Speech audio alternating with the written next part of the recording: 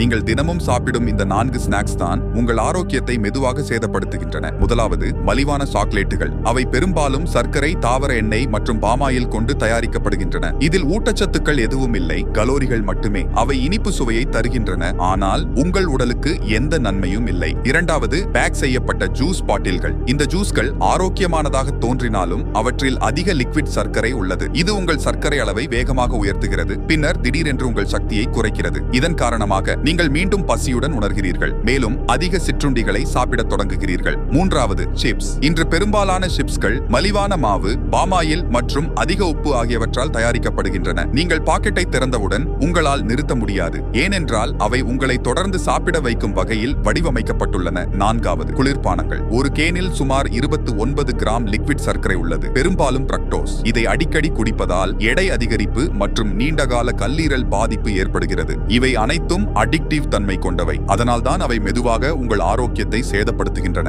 மேலும் இது போன்ற பயனுள்ள தகவல்களை தினமும் தெரிந்து கொள்ள வளர்ச்சியை ஃபாலோ பண்ணவும்.